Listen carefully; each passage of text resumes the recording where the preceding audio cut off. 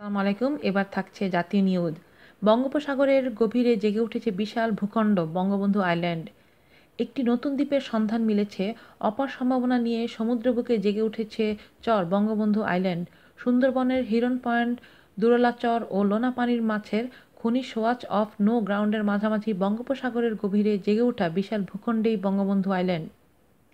৭.৮৪ বর্গ কিলোমিটার আয়তন বিশিষ্ট নতুন এই দ্বীপটি সমুদ্রপৃষ্ঠ থেকে প্রায় ২ মিটার উচ্চতায় অবস্থিত। শুক্রবার ঢাকা বিশ্ববিদ্যালয়ের উপাচার্যের কার্যালয়ে এক সংবাদ সম্মেলনে বঙ্গবন্ধু দ্বীপের গবেষক অধ্যাপক মোহাম্মদ শহীদুল ইসলাম এ কথা বলেন। ভূগোল ও পরিবেশ বিভাগ আয়োজিত সংবাদ সম্মেলনে শহীদুল ইসলাম বলেন, দ্বীপটি প্রথম আবিষ্কৃত হয় ১৯৯২ সালে।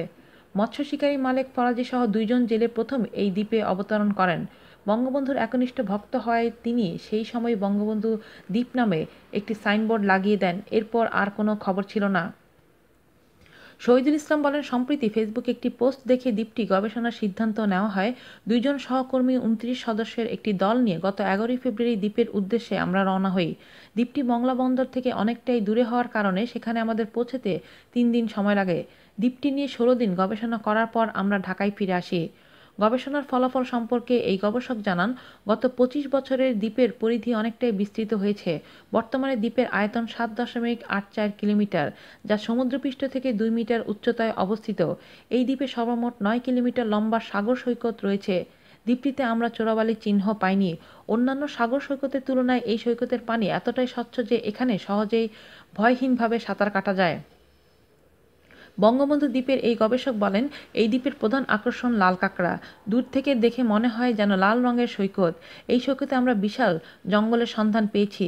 সেখানে আমরা গবেষণা করে কোনো সরীসৃপ পাইনি। সরীসৃপ বাদে আমরা সব মিলিয়ে প্রায় ৬০ থেকে ৭০টি জীববৈচিত্র্যের সন্ধান পেয়েছি।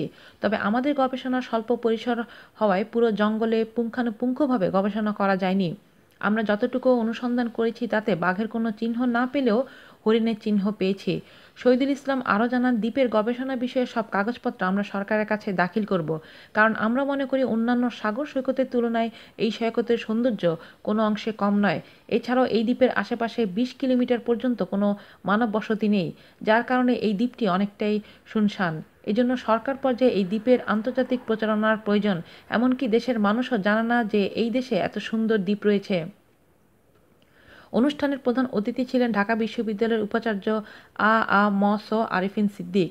তিনি বলেন, দেশের মধ্যে এত সুন্দর দ্বীপ আছে তা আমার কাছেও অজানা ছিল। বেশ কয়েকদিন আগে গবেষকদের সঙ্গে বৈঠকে আমি এই দ্বীপের কথা জানতে পারি। এই দ্বীপে পর্যটক বাড়াতে হলে সরকারি পর্যায়ে প্রচারণা শুরু করতে হবে, তবেই সেখানে পর্যটক আসবে। সংবাদ সম্মেলনে আরও উপস্থিত ছিলেন ঢাকা বিশ্ববিদ্যালয়ের প্রাণিবিজ্ঞান বিভাগের অধ্যাপক ডক্টর নিয়ামুল ইসলাম, ভূগোল ও পরিবেশ বিভাগের অধ্যাপক ডক্টর সিরাজুল ইসলাম প্রমুখ। আজ এ পর্যন্তই। আল্লাহ হাফেজ।